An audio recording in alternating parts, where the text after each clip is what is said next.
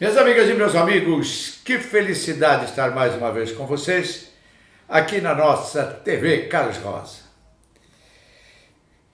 Primeiro me desculpando porque a semana passada não teve vídeo.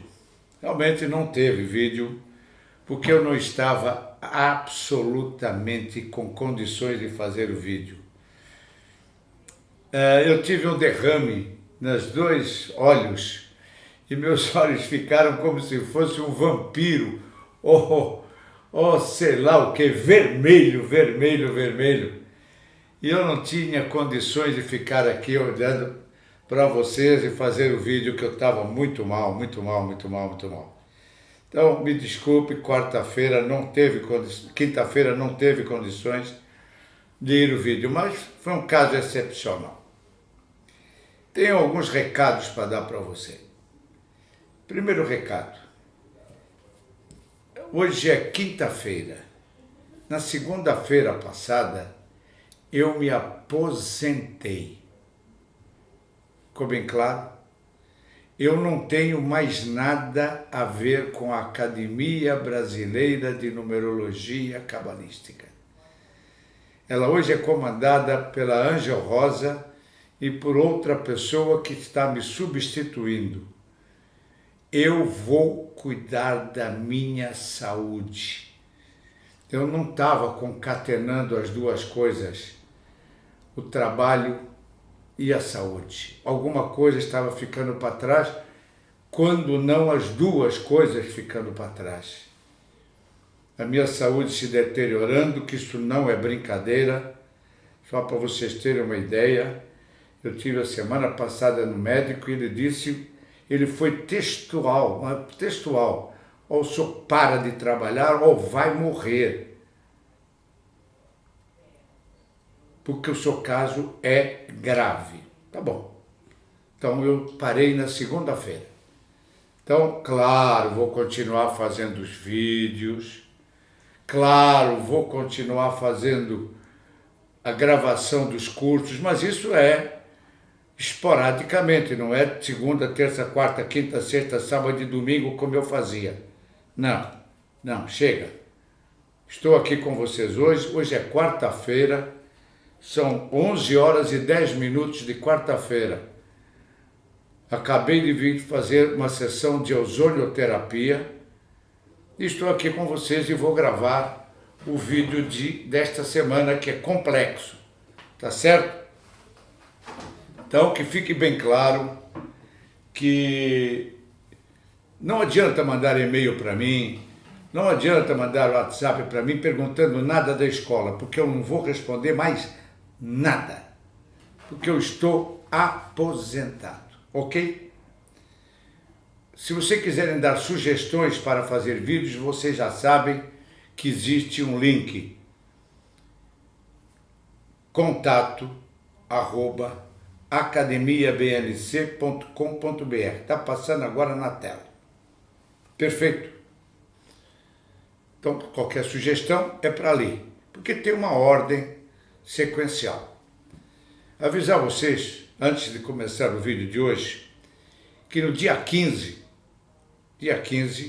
entra a lua nova no mês de maio. Então, se você vem fazendo regularmente o ritual da lua nova, não perca. O ritual tem tempo bastante, hein? Tem bastante tempo. Então, manda um e-mail para cá ou entre no site www.academiabnc.com.br/rituais. Está lá, ritual da lua nova. Tudo o que você precisa está ali dentro, inclusive os valores. Caso tenha alguma dúvida, você manda um e-mail para vendas@academiabnc.com.br. É bastante simples, certo? Muito bem. Eu quero, antes de dar início ao assunto de hoje, explicar uma série de circunstâncias que me levaram a fazer estes vídeos. Há algum tempo atrás, eu já tinha gravado todos estes vídeos aqui. Já tínhamos gravado, só faltava fazer a edição deles. Não era isso, Clodovil? Exatamente. Só faltava a edição. Tudo gravadinho. É complicado. Muito complicado. Fizemos os cálculos para cima, fizemos para baixo, ia ficar muito caro fazer em DVD, ou fazer em pendrive, ou fazer em alguma coisa e vender isso para vocês. A sugestão de fazer os vídeos da Bíblia, Bíblia revelada, o Velho e o Novo Testamento. Olha, gente, não é brincadeira o que vocês vão ver e ouvir, principalmente ouvir hoje. Vai haver uma série de vídeos, não vai ser possível só um. Vão ser uma série de vídeos, alguns falando do Velho Testamento e depois do Novo Testamento. Dá mais ou menos 2 horas do Velho Testamento e 2 horas do Novo Testamento. Então eu vou tentar fazer isso em 4 vídeos. O de hoje, mais o da semana que vem, ver se a gente consegue terminar o Velho Testamento. Depois mais 2 semanas falando sobre o Novo Testamento. Eu não vou inventar absolutamente nada. Tudo que vocês vão ver e ouvir está na Bíblia. Eu aconselho vocês a que pegue a sua Bíblia agora. Pegue a sua Bíblia, coloque em cima da mesa, pegue um marcador de textos para que vocês sublime aquele texto, aquele versículo, para depois vocês analisarem um pouco melhor. Porque o grande problema que eu sempre tive a vida toda é que quando eu fazia uma palestra e levava a minha Bíblia e eu explicava certas coisas, as pessoas entendiam, porque elas também estavam lendo na Bíblia delas.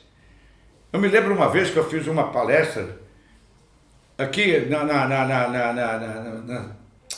no tempo da prosperidade, são 6 anos atrás, 5, 6 anos atrás, e eu disse, só entra quem tiver Bíblia.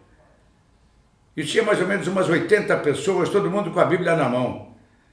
E essas 80 pessoas saíram com uma ideia completamente diferente daquilo que elas tinham antes de entrar naquele recinto. Porque elas nunca tinham lido aquilo da maneira como ela é explicada. Porque não adianta vocês ler aquilo pura e simplesmente, aquilo não é para se ler pura e simplesmente.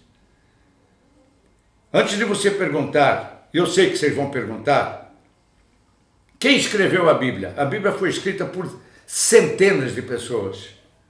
Centenas de pessoas.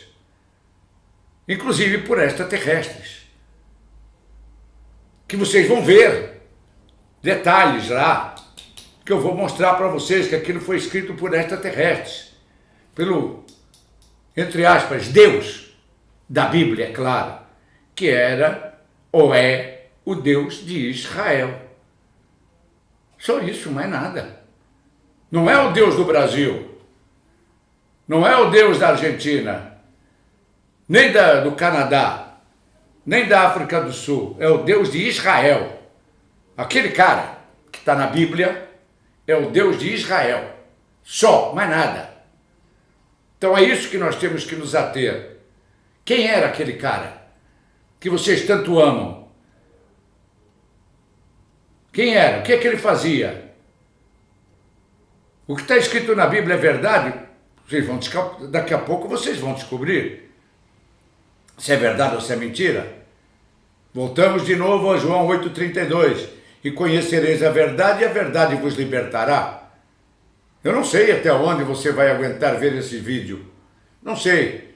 Eu acredito que 90% não vão conseguir ver até o fim.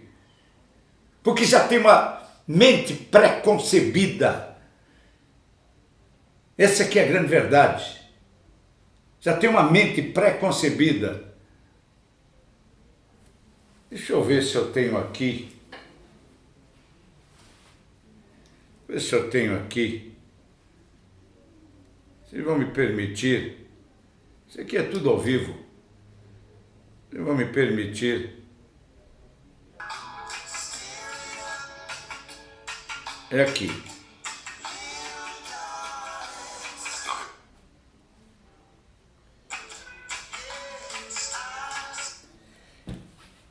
As pessoas que tentam tornar este mundo pior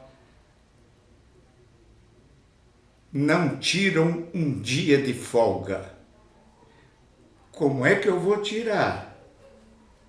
Assinado Bob Marley. Eu vou repetir. As pessoas que tentam tornar este mundo pior não tiram um dia de folga. Como é que eu vou tirar? Bob Marley.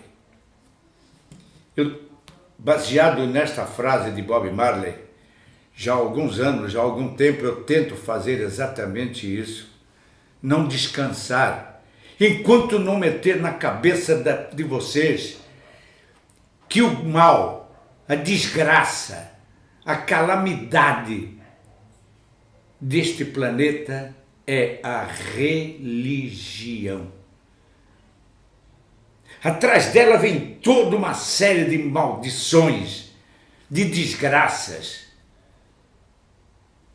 Atrás dela vem toda a calamidade do planeta Terra.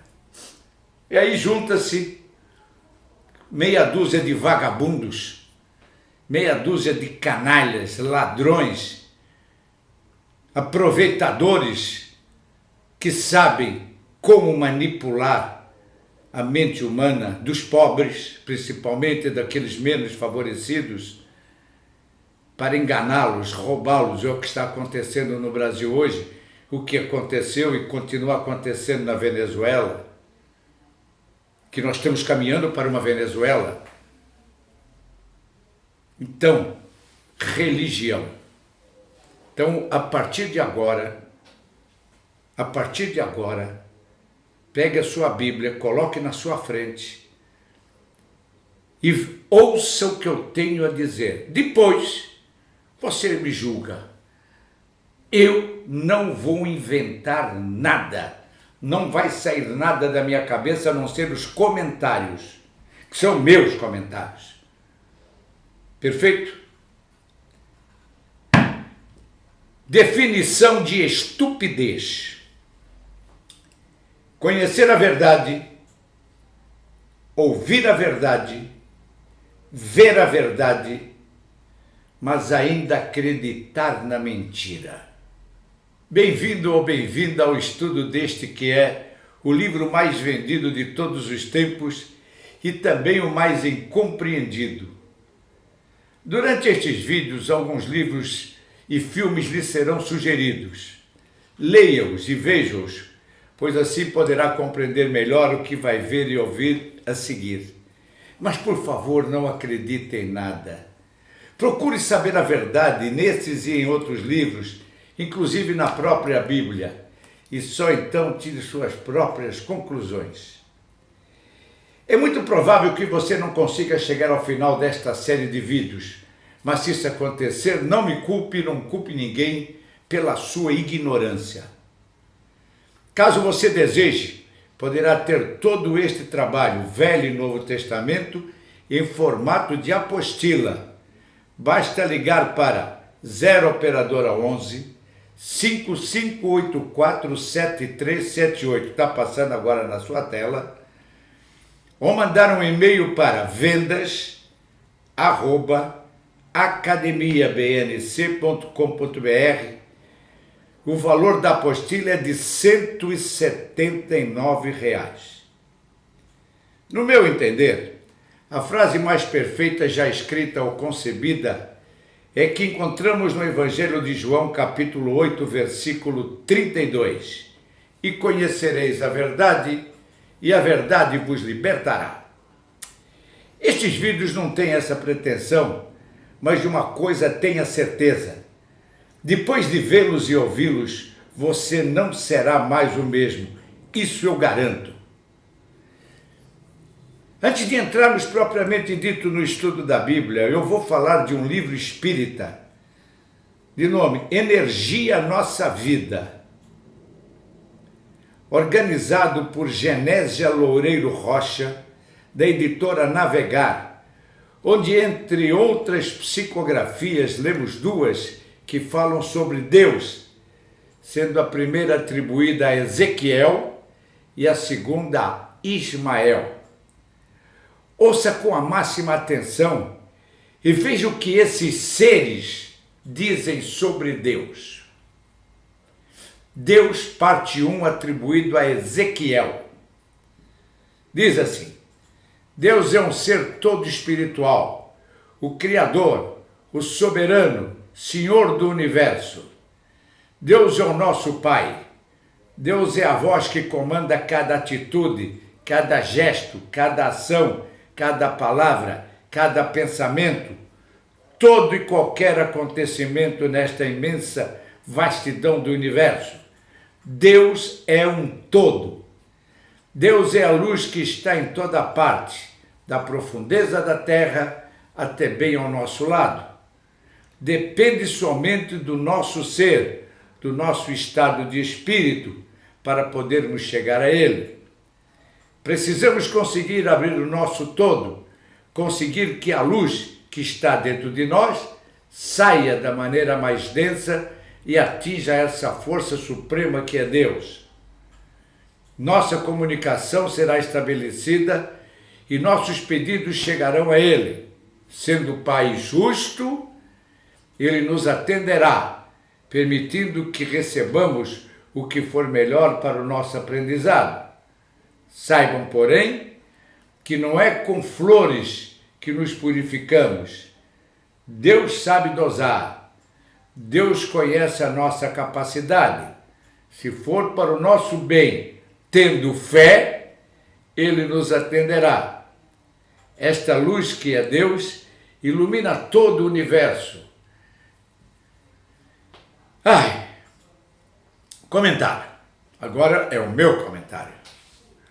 Deus é a voz que comanda cada atitude, cada gesto, cada ação, cada palavra, cada pensamento, todo e qualquer acontecimento nesta imensa vastidão do universo.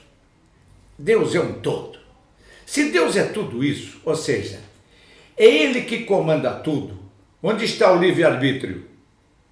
Se cada atitude, cada gesto, cada ação, cada palavra, cada pensamento e qualquer acontecimento só existe porque Deus assim o quer, como justificar o que estão fazendo os fanáticos islâmicos atualmente na Síria, no Iraque ou em vários países espalhados pelo mundo? Ou seja, explodindo, fuzilando, crucificando e degolando inocentes em frente às câmeras? Poderia também falar dos 60 mil assassinatos que ocorrem anualmente no Brasil, além das 45 mil mortes no trânsito, só para citar algumas anomalias em nossa terra. Tudo isso é a vontade de Deus? Observe também que é muito cômodo dizer, se for para o nosso bem, tendo fé, Ele nos atenderá. Veja, minha amiga, meu amigo, que é necessário ter fé. E como avaliar a fé de cada um? É impossível. Como eu disse, é muito cômodo para o pastor, padre, bispo, reverendo, ou seja lá quem for, dizer, você não conseguiu porque não teve fé. Mas o mais interessante do relato é que o livro de Ezequiel, depois do de Josué, é o que contém mais sangue derramado pelo Senhor. Deus, parte 2, atribuído a Ismael. Entre outras coisas, lemos: Deus, fonte de energia e luz. Deus, essência do bem e do amor. Deus, a razão da vida em seus menores detalhes. Deus é, assim, a energia das energias. Em outra parte, lemos: Deus, a essência divina, rudemente falando, é a fonte, o poder, o equilíbrio de todas as energias. Deus, o Uno, é tudo. Tudo é um. Deus. Evoluam, cresçam, aumentem os seus conhecimentos sobre si mesmo e, como consequência, daqui a milênios, conseguirão melhor entender Deus. Vamos ao meu comentário. Deus, essência do bem e do amor. Será? Em Isaías capítulo 45, versículo 7, lemos: Eu formo a luz e crio as trevas. Eu faço a paz e crio o mal. Eu, o Senhor, faço todas essas coisas. Está na sua Bíblia. Observe que esse espírito chamado de Ismael nos alerta para que evoluamos nossos espíritos dentro dos nossos conhecimentos, pois se assim os fizermos, dentro de milênios, conseguiremos entender melhor Deus. E agora, neste momento, será que estamos à mercê do demônio? Deus nos abandonou? O Espírito nos fala que Deus é a fonte, o poder, o equilíbrio de todas as energias. Mas lá na frente ele também nos diz que só podemos desfrutar dessa energia, que é o amor puro, daqui a milênios. Convenhamos, se formos levar ao pé da letra o que o Espírito de Ismael nos diz, é melhor nos suicidarmos e esperarmos por melhores dias daqui a milênios. Mas a título de curiosidade, eu vou ler um artigo sensacional sobre Deus, escrito por um norte-americano chamado George Carlin, já falecido, ator, diretor e pensador, que você pode ouvi-lo na abertura do extraordinário documentário Zeitgeist, que você pode acessar no YouTube. Vamos a ele. O texto chama-se A Maior Lorota de Todos os Tempos. Vamos lá. Em relação a bobagens daquelas memoráveis, daquelas que juntam falsas promessas com tudo mais, você precisa dar o braço a torcer para a religião. Não precisa comparar com outra, não tem competição. A religião é imbatível. A religião é a maior lorota de todos os tempos. Pense um pouco. A religião conseguiu convencer bilhões de pessoas que existe um homem invisível que mora no céu e que consegue ver todas as coisas que todos os homens e mulheres estão fazendo a qualquer momento. E esse homem invisível tem uma lista especial com 10 coisas que você não deve fazer. E se você fizer qualquer uma dessas 10 coisas que constam na lista, ele tem um lugar especial para você ir, cheio de fogo e fumaça, e coisas queimando e tortura. Ele vai te mandar para esse lugar para você viver e sofrer e queimar e engasgar e gritar e chorar para sempre, para todo o sempre, até o fim dos tempos. Mas esse homem te ama. Ele te ama e precisa de dinheiro. Ele sempre precisa de dinheiro. Ele é o todo-poderoso, todo-perfeito, sabe tudo, conhece tudo, mas por algum motivo não sabe lidar com o próprio dinheiro. Ele precisa de um homem de vestido ou um engravatado para servir de contador. A religião é uma indústria que gera bilhões de dólares, não pagam impostos e sempre precisam de um pouco mais. Agora você me apresenta uma lorota maior que essa. Convenhamos. Mas eu quero que você saiba uma coisa. Estou sendo sincero. Eu quero que você saiba de uma coisa em relação a acreditar em Deus. Eu tentei. Realmente tentei mesmo. Eu tentei acreditar que existe um Deus que criou cada um de nós à sua imagem e semelhança, que ama cada um de nós e fica observando tudo 24 horas. Eu realmente tentei acreditar nisso, mas eu preciso ser sincero. Quanto mais você vive, mais você olha em volta e mais você se dá conta. Tem alguma coisa errada. Tinha alguma coisa errada aqui. Guerras, doenças, mortes, destruição, fome, sujeira, pobreza, tortura, crimes, corrupção e até a droga da camada de ozônio. Definitivamente tem alguma coisa errada. Isso não é um bom trabalho. Se isso é o melhor que um Deus pode fazer, eu não estou impressionado. Resultados como esse não devem pertencer a um currículo de um ser supremo. Esse é o tipo de trabalho que você espera de um estagiário de uma agência de publicidade. O Velho Testamento. E conhecereis a verdade, e a verdade vos libertará. João 8,32.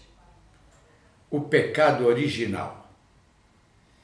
Com certeza você não deixará de notar as inúmeras inconveniências, para não empregar outro termo, produzidas por um Deus Criador, onipotente, onisciente, onipresente e misericordioso, que fabrica um homem de barro e uma mulher de uma costela, para guardar um jardim não habitado por mais ninguém, planta uma árvore desconhecida da botânica, proíbe que se coma o fruto, proibição esta que ele sabe ou deveria saber, já que é onisciente, que será infringida, suscita uma cobra para vir enganá-los, cobra que anda verticalmente na pontinha do rabo, para depois ser condenada a rastejar sobre o ventre, dá-lhe o verbo para se exprimir, sem os órgãos necessários a tal fim,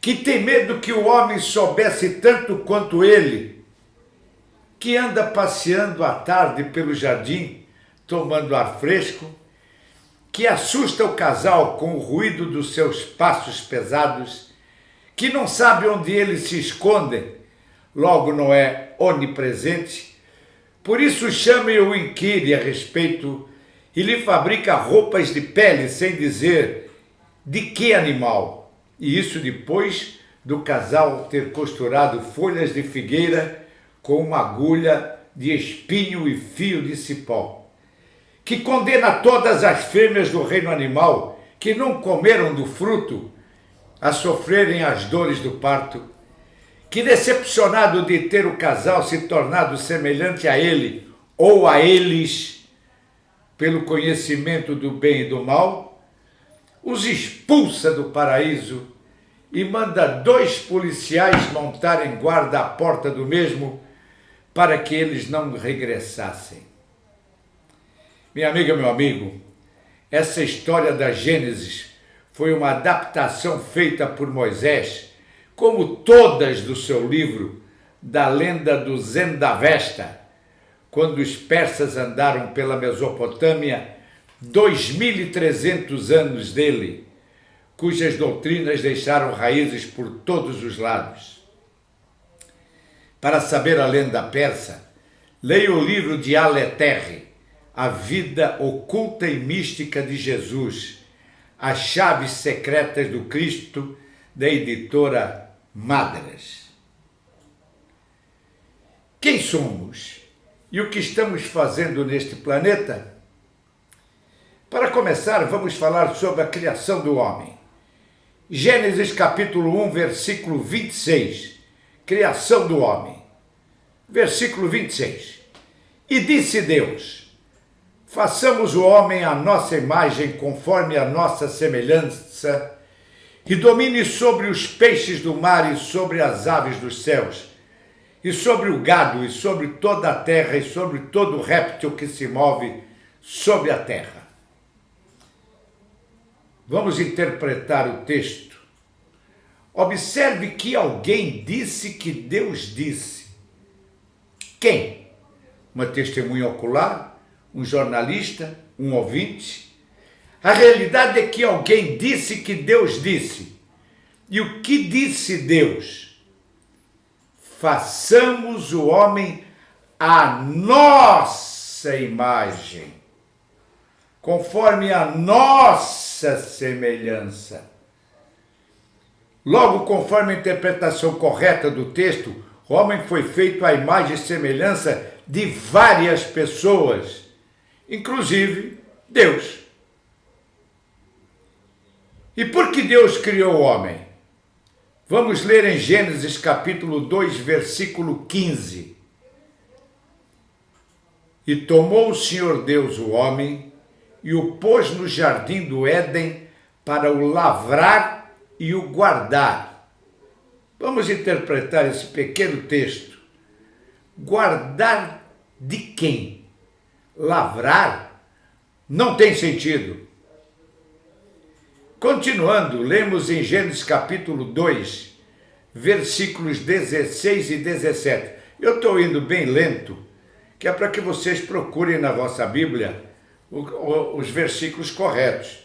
Gênesis capítulo 2, versículo 16 e 17. No versículo 16 nós lemos: E ordenou o Senhor Deus ao homem, dizendo: De toda árvore do jardim comerás livremente.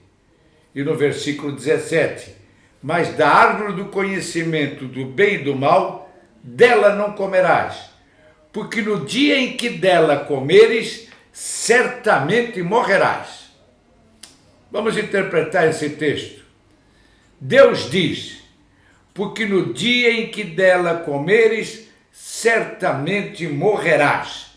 Acontece que Adão, depois de ter gerado Caim e Abel, depois de ter comido do fruto proibido e ter gerado Sete, ainda viveu mais 800 anos. E todos os dias de Adão foram 930 anos. Logo, a promessa de matar quem comesse o fruto da árvore da vida foi, no mínimo, um blefe. Mais extraordinário do que você acabou de ouvir é o que aparece em Gênesis capítulo 3, versículo 22. Capítulo 3, versículo 22. Antes de lermos o que está escrito, devo alertá-lo que este versículo é considerado o mais obscuro, o mais secreto e até mesmo incompreensível para a grande maioria dos teólogos. Vamos a ele. Então disse o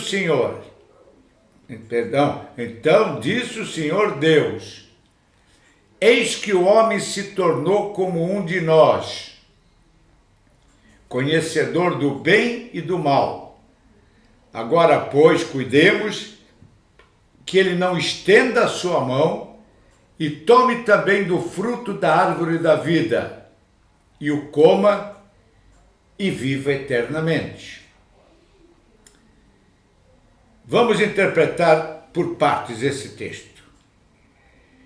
Como eu disse, este é o mais secreto e complexo versículo da Bíblia.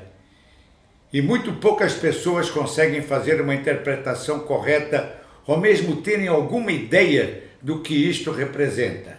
Preste muita atenção ao que vai ouvir a seguinte. O bem e o mal é o sexo. Árvore da vida é o cérebro humano. Fruto da árvore da vida é saber como funciona o cérebro humano.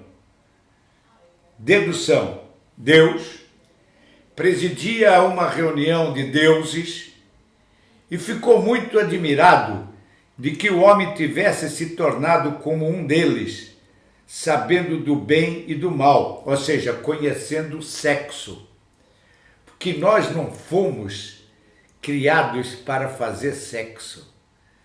Os nossos criadores, os extraterrestres, que eu ainda vou falar sobre os Anunnaki, sobre os Nephilim, tudo isso, eles nunca imaginaram que nós chegaríamos a esse estágio de nos procriarmos desta maneira.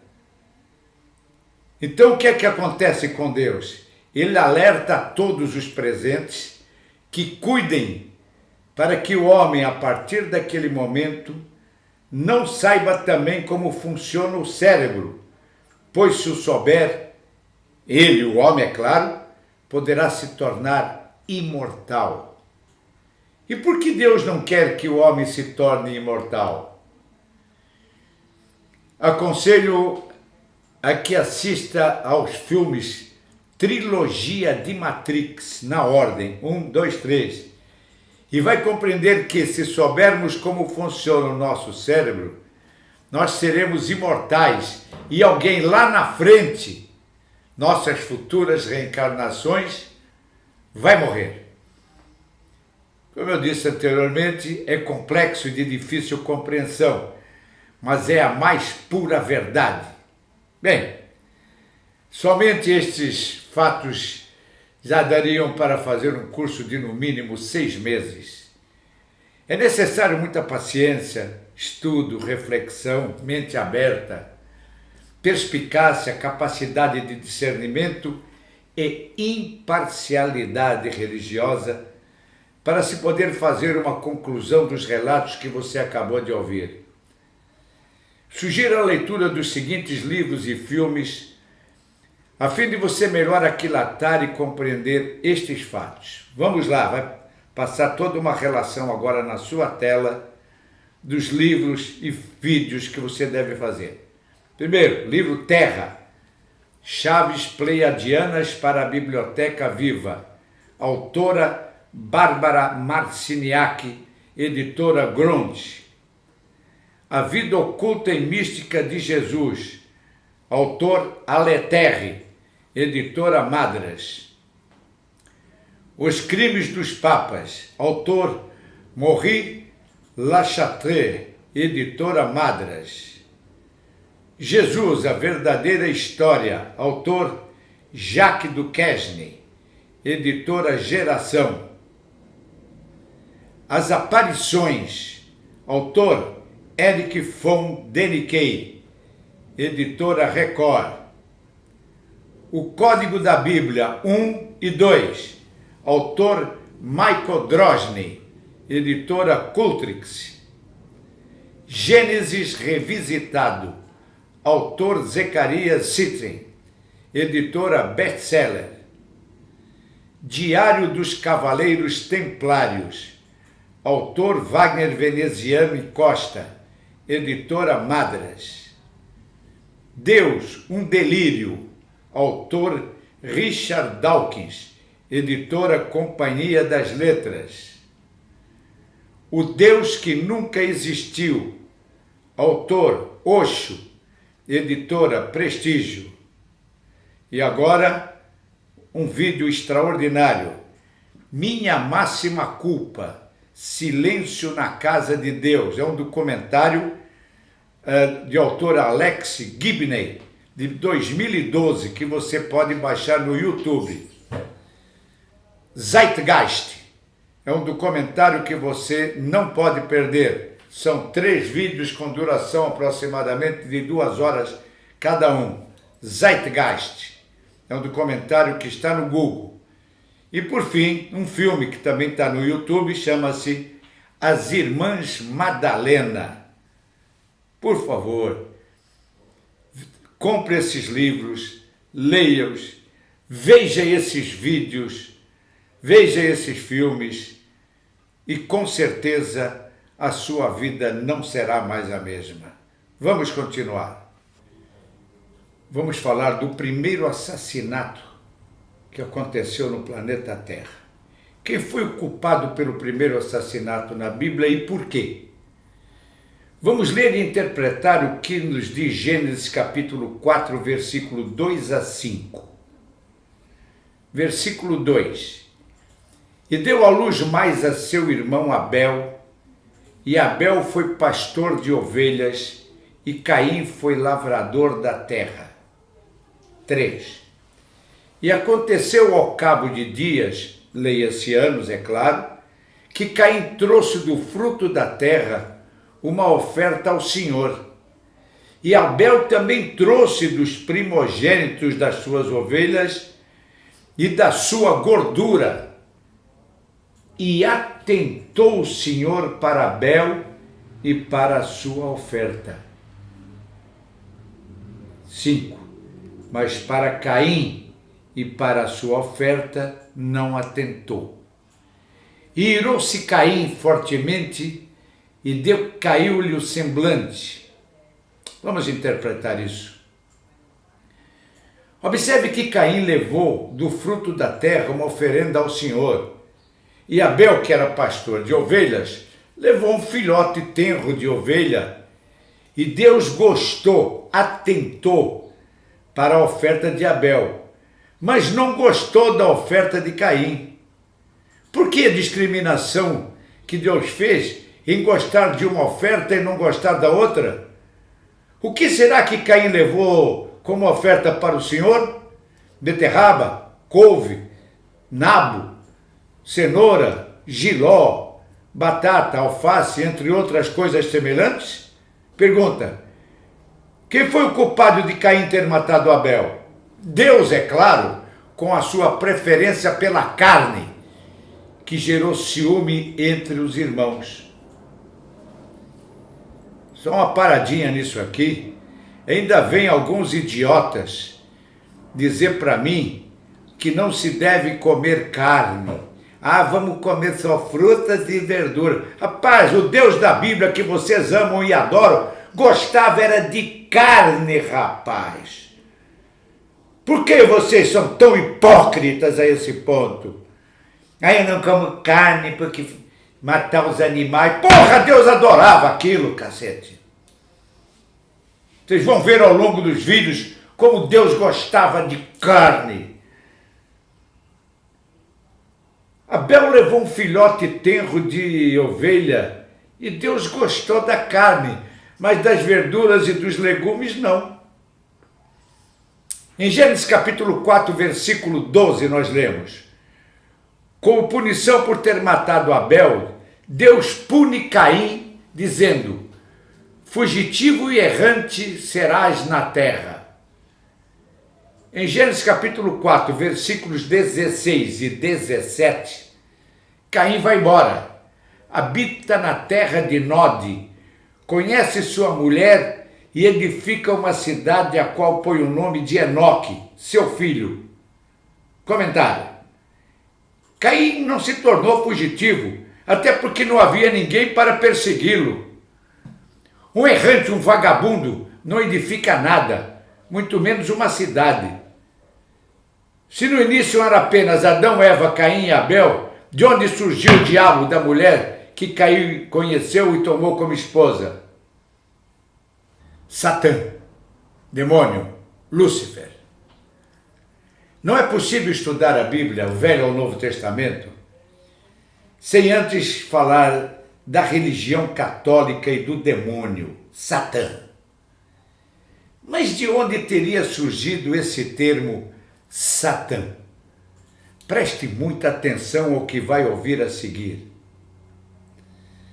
A raça branca originária do Polo Boreal era chamada pelos europeus de raça boreana e hiperboreana. Moisés a chamava de guiboriana.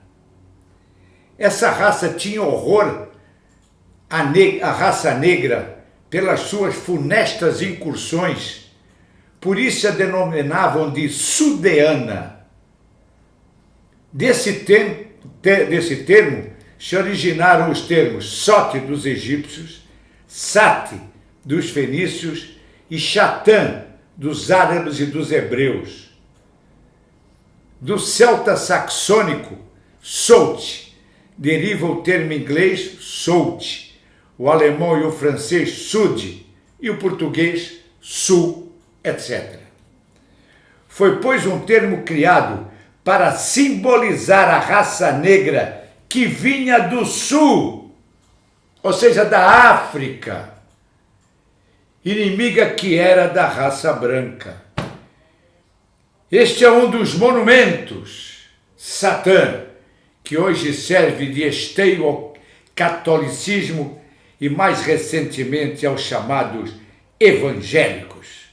Ainda sobre essa extraordinária figura, Satã, diabo ou demônio, como querem alguns, podemos deduzir com clareza o seguinte: Adão e Eva não apanharam a maçã e a comeram sem mais nem menos. No caso de Adão e Eva, houve tentadores, o diabo ou a serpente. Foi assim que aprendemos. Por conseguinte, logicamente, também o diabo ou a serpente foram criados por Deus.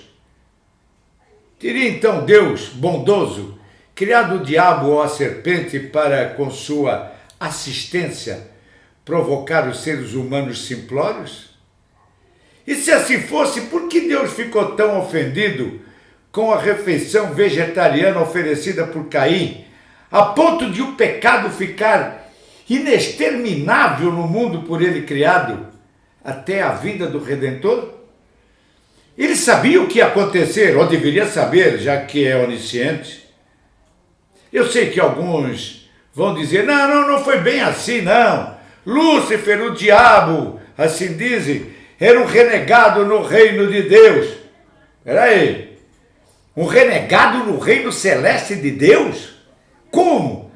Se o reino de Deus equivale à felicidade, conforme nos está prometido, então por lá não pode haver oposição, nem rebeldes, nem renegados. Ou é ou deixa de sê-lo. Se o reino de Deus garantisse o estado da felicidade completa, jamais Lúcifer teria tido a ideia de agir contra o seu Criador. Se, porém, no reino do céu não existiu a felicidade absoluta, então Deus não teria sido onisciente bastante para criar tal clima. Também aqui é um ponto fraco na disputa dos teólogos. Não conseguem colocação própria, nem encontram motivação lógica para a contenda entre Deus e Lúcifer. Antes de Lúcifer ter se aproximado do casal paradisíaco para tentá-los, Deus deveria, já que era onisciente, ter sabido que a tentação vingaria. Para uma pessoa que toma ao pé da letra a palavra que lhe foi ensinada, a situação se apresenta da seguinte maneira: Deus não vive em um céu infinitamente feliz, pois lá há oposição. Lúcifer penetrou no paraíso para atuar da maneira conhecida. Adão e Eva são por ele animados a cometer um pecado, o qual Deus sabia ou deveria saber que estava para ser cometido, e o fruto foi consumido. Então Deus, onisciente, que deveria ter ciência de tudo, fica muito ofendido. É o cúmulo da ilógica, e em sua ira fica fora de si. Amaldiçoa por todos os tempos os descendentes inocentes do primeiro casal e marca sua árvore genealógica com o ferro em brasa do pecado original. Como é que a humanidade sofrida pode livrar-se de tal peso? Apenas por intermédio do Salvador. Mas esse é o assunto que você verá no vídeo do Novo Testamento. A Igreja Católica. O que você vai ouvir agora pode ser provado e está em muitos livros, inclusive em As Aparições de Eric von Däniken, da editora Record. Preste muita atenção. Na Constituição Conciliar sobre a Igreja, de 21 de novembro de 1964, Declaração de 28 de novembro de 1965, sobre o relacionamento com as religiões não cristãs, bem como pelo credo solenemente proclamado pelo Papa Paulo VI, em 30 de junho de 1968, torna-se a afirmar explicitamente que a Igreja Católica Apostólica e Romana é a única Igreja verdadeira. Somente a Igreja Católica propaga a verdade infalível. A Igreja Católica é necessária à salvação da alma. A Igreja Católica é guardiã de toda a riqueza dos bens celestiais. Somente a Igreja Católica é a herdeira legítima da promissão divina. Somente a Igreja Católica está de posse do Espírito de Cristo. Somente a Igreja Católica está confiado o magistério infalível. Somente a Igreja Católica está de posse da verdade plena e total. Em 18 de novembro de 1965, a Igreja Católica anunciou solene e oficialmente na Constituição Dogmática que a Bíblia tem Deus como autor. A Bíblia Sagrada em todas as suas partes. A Bíblia foi inspirada em todas as suas partes pelo Espírito Santo. Tudo que foi escrito pelos autores bíblicos inspirados deve ser considerado como inspirado pelo Espírito Santo. A Bíblia ensina de maneira segura, fiel e isenta de engano. Ok? Vamos lá. Conforme a Constituição dogmática citada, a Bíblia Sagrada em todas as suas partes. A Bíblia ensina de maneira segura, fiel e isenta de engano. Acreditando que isso seja verdade, nas palavras da Igreja Católica, observe, minha amiga ou meu amigo, o que vai ouvir a seguir e tire suas próprias conclusões. Os massacres dos enviados ou dos protegidos de Deus. Vamos começar pelo livro 1 de Samuel, capítulo 15, versículo 1 a 3. Versículo 1. Então disse Samuel a Saul: enviou-me o Senhor a ungir-te rei sobre o seu povo, sobre Israel. Ouve, pois, agora a voz das palavras do Senhor. 2. Assim diz o Senhor dos exércitos: eu me recordei do que fez Amaleque a Israel, quando se lhe opôs no caminho quando saía do Egito. 3. Vai, pois, agora e fere a Amaleque, e destrói totalmente a tudo que tiver, e não lhe perdoes. Matarás desde o homem até a mulher, desde os meninos até os de peito, desde os bois até as ovelhas, e desde os camelos até os jumentos. Comentário. Acontece que Saul não obedece às ordens de Deus e poupa a vida de Agag, rei dos amalequitas, porém a todo o povo destruiu a fio de espada. Voltarei ao assunto mais adiante. No segundo livro de Reis, capítulo 19, versículo 35, Deus fere os assírios e livra Judá. Versículo 35. Sucedeu, pois, que naquela mesma noite saiu o anjo do Senhor e feriu no arraial dos assírios a 185.000 deles. E levantando-se pela manhã cedo, eis que todos eram cadáveres. Observe que Deus manda unicamente um anjo, que de uma maneira inexplicável, para alguns é claro, fere 185.000 pessoas, vai dormir e quando acorda vê que todos tinham morrido. Uma verdadeira carnificina. Homens, mulheres, crianças, anciãos, animais, enfim, todos os seres viventes.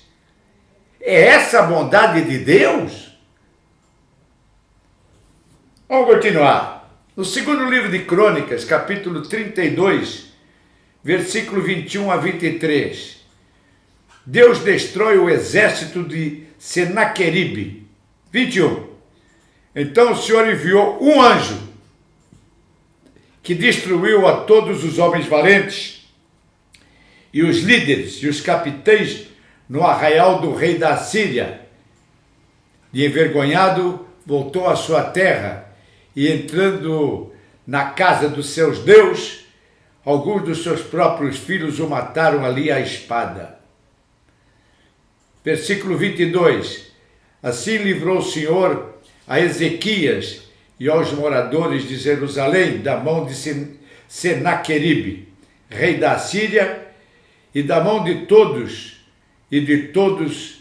os lados os guiou. 23. E muitos traziam a Jerusalém presentes ao Senhor e coisas preciosíssimas a Ezequiel, rei de Judá, de modo que depois disto foi exaltado perante os olhos de todas as nações. Novamente, um só anjo dizima os inimigos de Deus.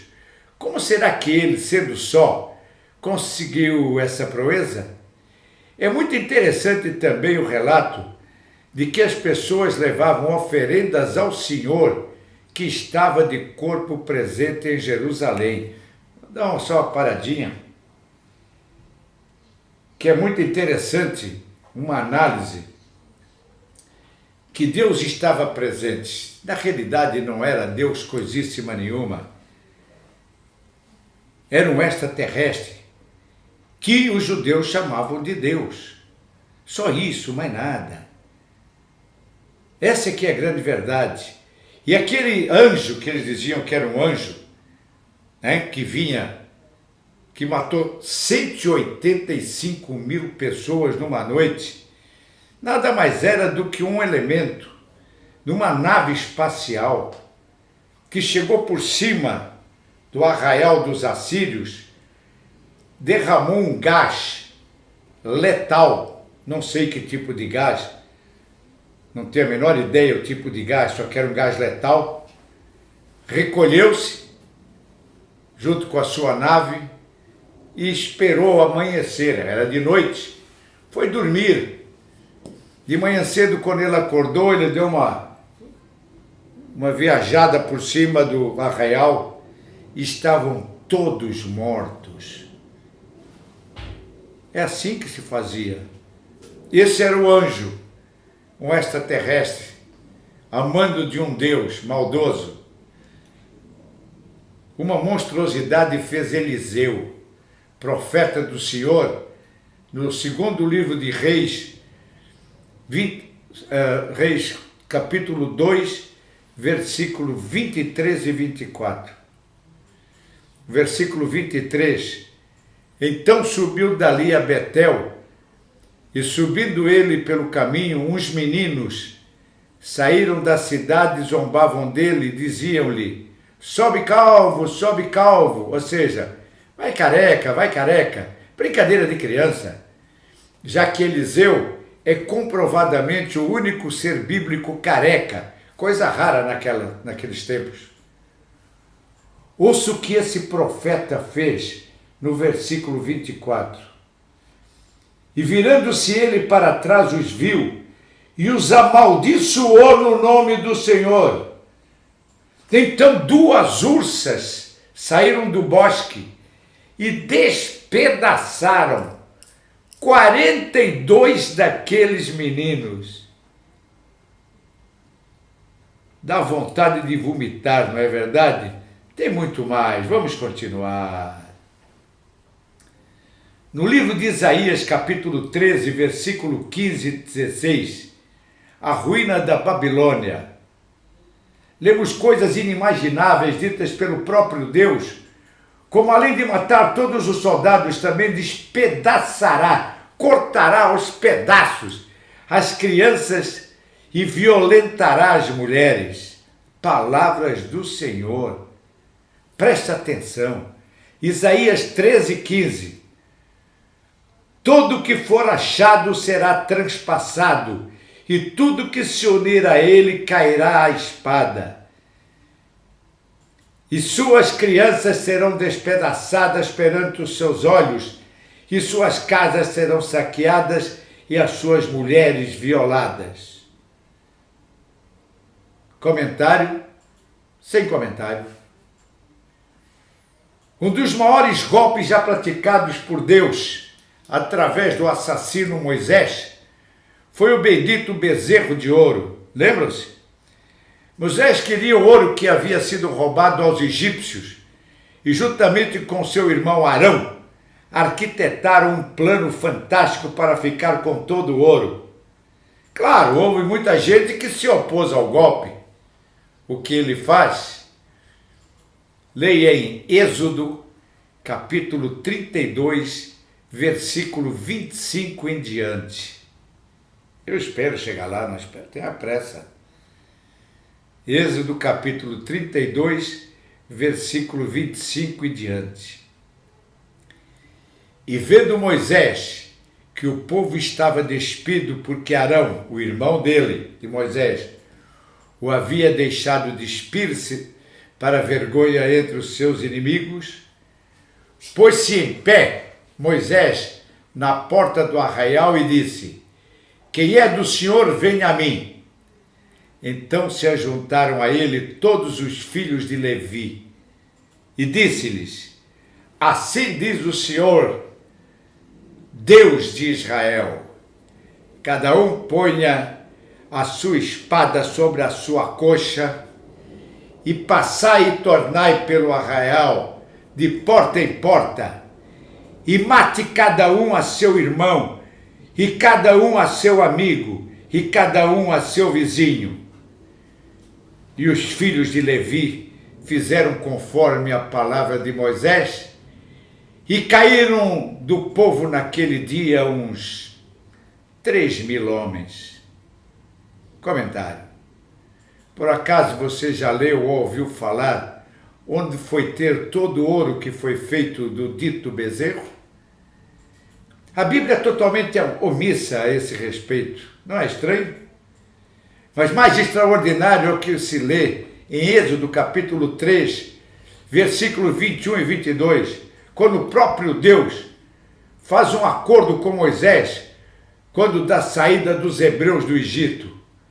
Vamos ao relato. E eu darei graças a este povo aos olhos dos egípcios, e acontecerá que, quando sairdes, não saireis vazios, porque cada mulher pedirá à sua vizinha e à sua hóspeda joias de prata e joias de ouro, e vestes, as quais poreis sobre vossos filhos e sobre vossas filhas, e despojareis os egípcios. Comentário. Vamos começar pelo verbo despojar, que quer dizer roubar, saquear. Observe que é o próprio Deus que diz a Moisés que ele deve roubar, saquear os cofres do faraó, coisa que para ele não era muito difícil, já que ele viveu durante muitos anos no palácio e sabia muito bem onde encontrar o tesouro e como apoderar-se dele, coisa que fez. Já o início do versículo 22 é inconcebível que uma escrava pedisse à sua vizinha ou hóspeda joias de prata e de ouro, além de vestidos. A tradução está errada. No original em hebraico diz, textualmente, roubarás toda a prata e o ouro e também as vestes das tuas amigas, vizinhas e das tuas hóspedas. Dessa maneira, a prata e o ouro roubado aos egípcios estava dividido entre o povo, e somente um grande ardil poderia tirar essa fortuna do povo e ir direto para os cofres do Senhor. O que Moisés e Arão fizeram? Inventaram o encontro entre o gago Moisés e Deus. E enquanto este esteve ausente 40 dias, Arão conseguiu convencer o povo a derreter todo o ouro e a prata para fazer o famoso bezerro. Bem bolado, não é verdade? No livro 2 de Samuel, capítulo 13, 14 e 15, lemos que por causa dos crimes praticados por Davi, através do profeta Gade, Deus dá as seguintes opções ao rei. Preste muita atenção. queres que 7 anos de fome te venham à tua terra, ou que por 3 meses fujas de teus inimigos e eles te persigam, ou que por 3 dias haja peste na tua terra? Delibera agora e vê que resposta hei de dar ao que me enviou. Tremendamente esperto e astucioso, Davi disse a Gade: estou em grande angústia, porém caiamos nas mãos do Senhor, porque muitas são as suas misericórdias, mas nas mãos dos homens não caia eu. Então o Deus bondoso, misericordioso, Pai e justo, deu a sua sentença. No versículo 15 lemos: então enviou o Senhor a peste a Israel, desde a manhã até o tempo determinado, e desde Dan até Berseba, e morreram 70.000 homens do povo. Comentário. Tenho certeza que o comentário é desnecessário, mas não posso deixar passar em branco essa anomalia, ou melhor, essa sacanagem, visto que Davi cometeu um crime e Deus matou 70.000 homens do povo que não tinham absolutamente nada a ver com os crimes do rei. Mas tem mais.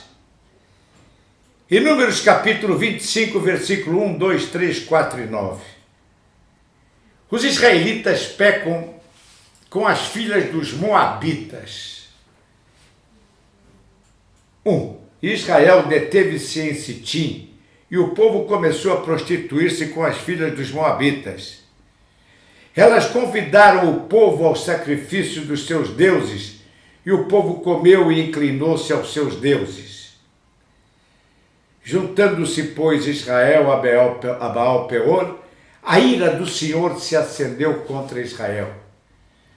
Disse o Senhor a Moisés: toma todos os cabeças do povo e enforca-os diante do sol, e o ardor da minha ira se retirará de Israel.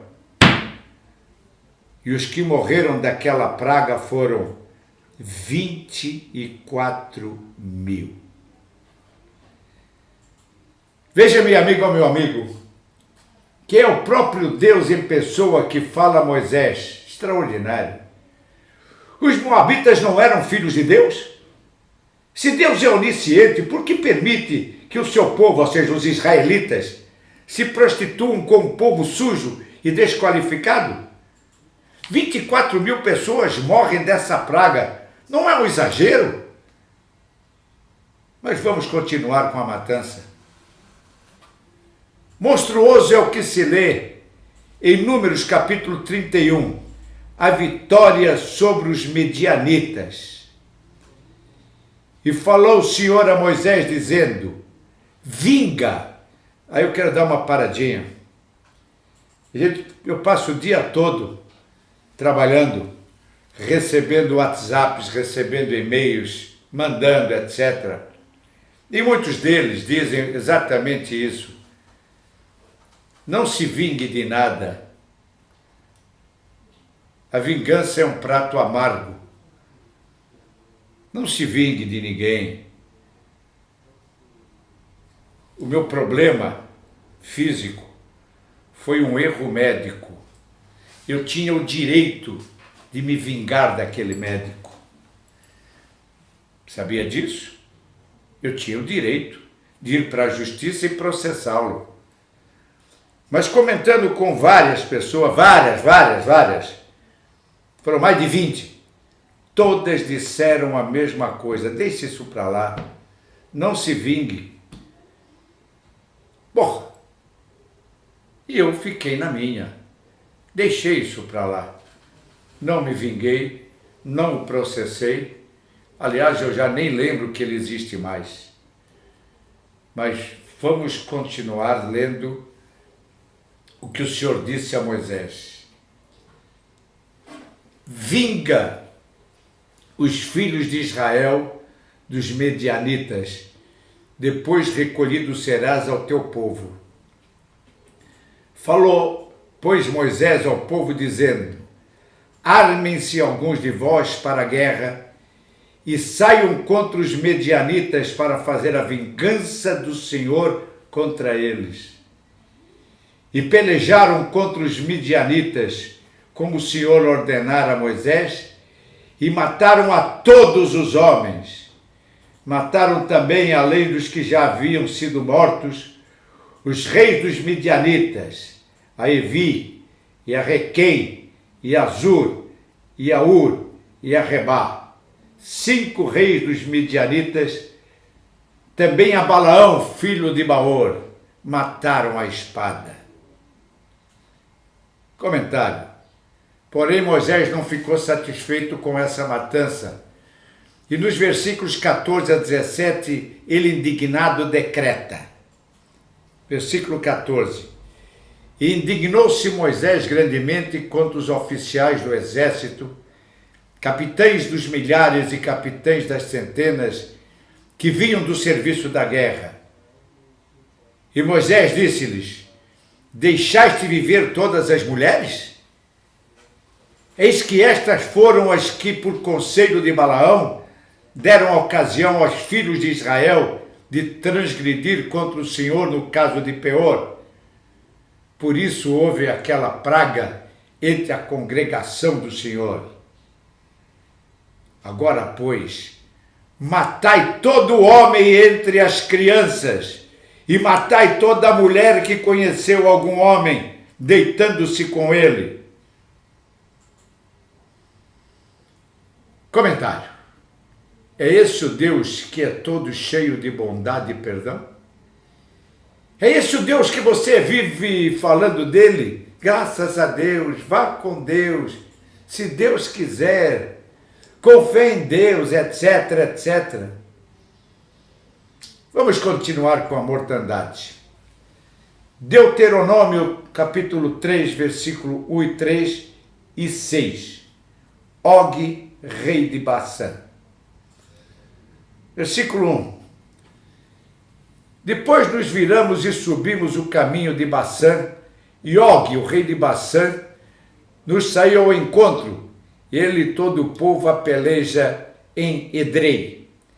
E também o Senhor nosso Deus nos deu na nossa mão a Og, rei de Bassã, e a todo o seu povo, de maneira que o ferimos, até que não lhe ficou sobrevivente algum.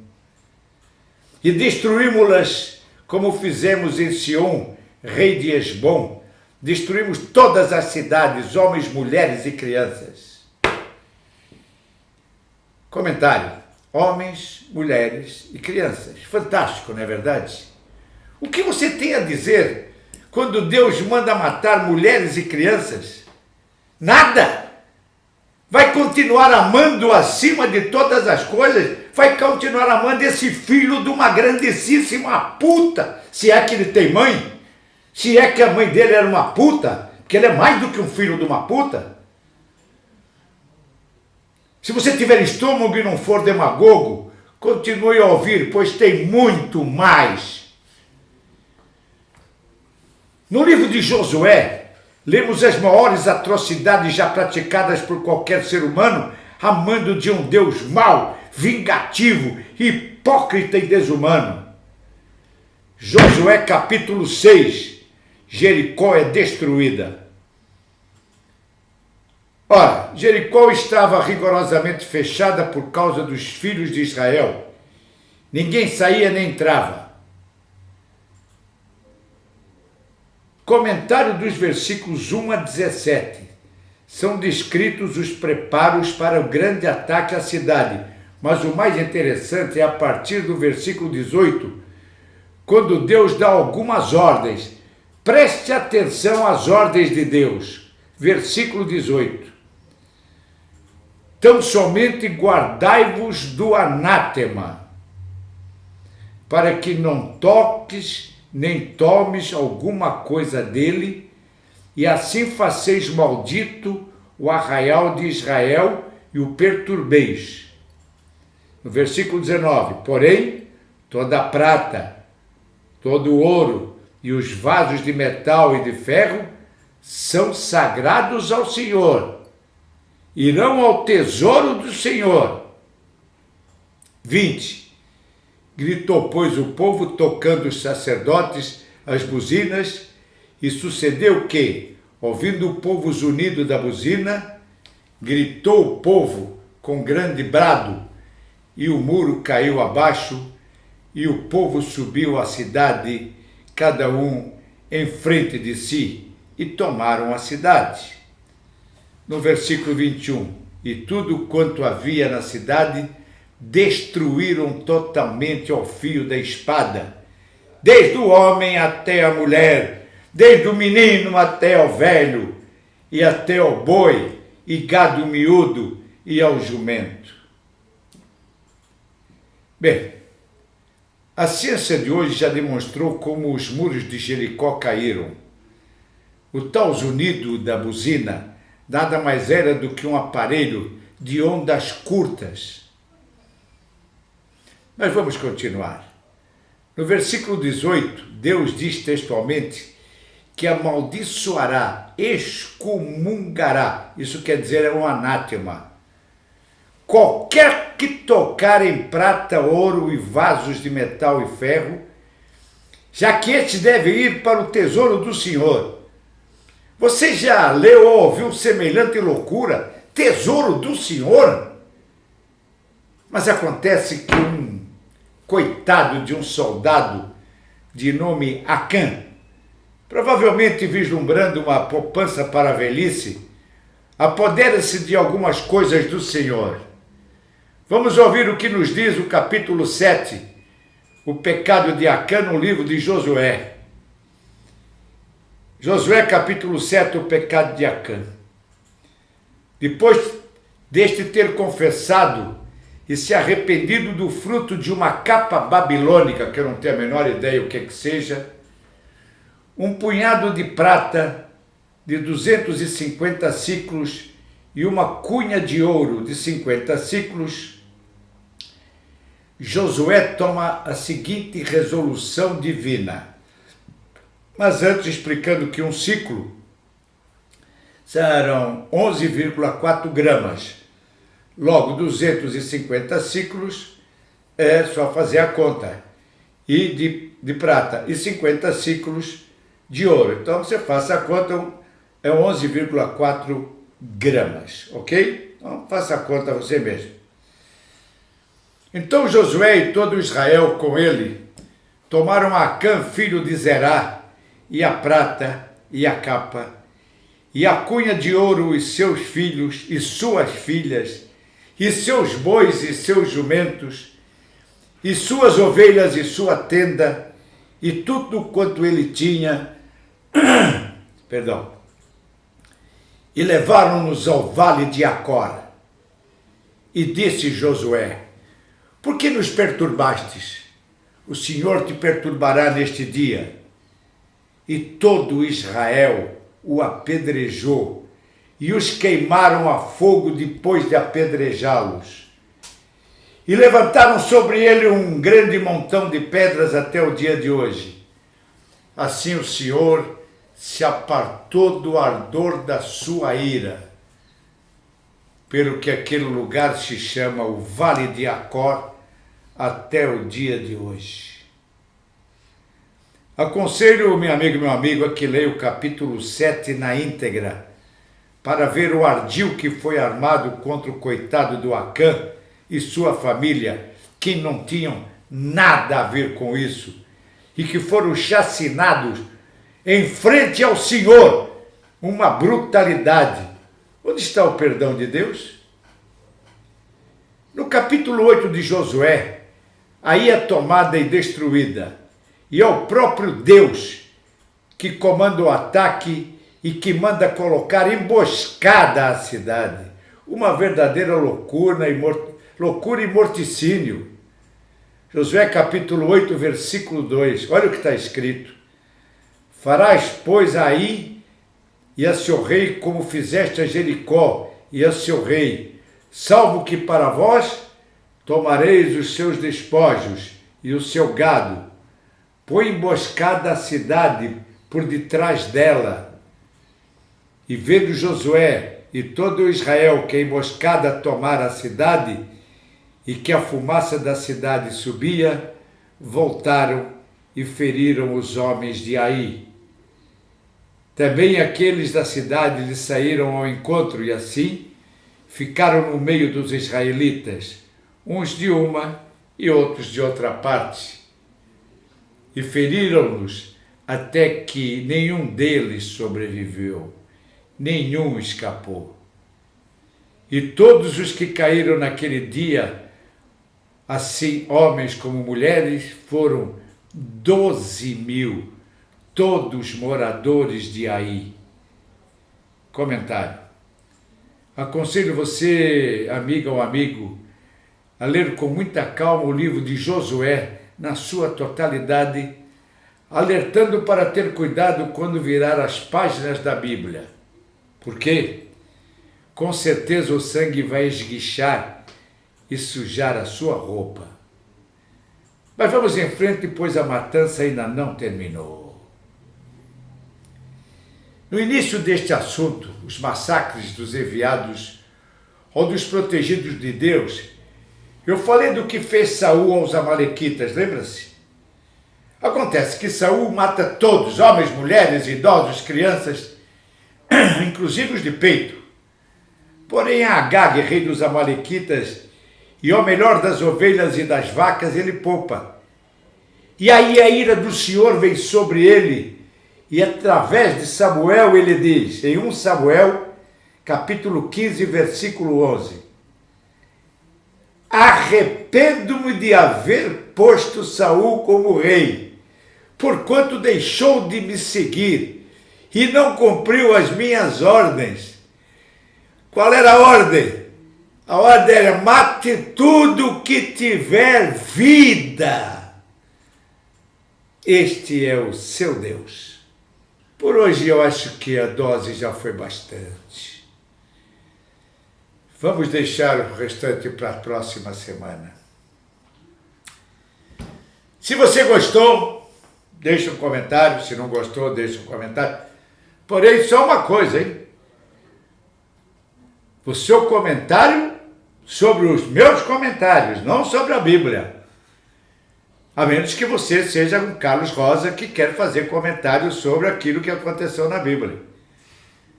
Mande para os amigos, mande para os inimigos, mande para um monte de gente. Quem sabe a gente pode mudar um pouco a mentalidade do nosso povo. Quem sabe a gente pode fazer com que o povo leia um pouco mais e melhor. Inscreva-se no nosso canal, tá ali, inscreva-se. Clicou em cima, vai aparecer um sinozinho. Clique no sino. Temos uma campanha agora, feita por algumas pessoas maravilhosas, de chegar até o fim do ano com 100.000 inscritos. É isso aí. Por hoje a dose foi bastante, inclusive para mim. Tá certo? Eu volto na próxima semana. Um beijo bem grande dentro do seu coração.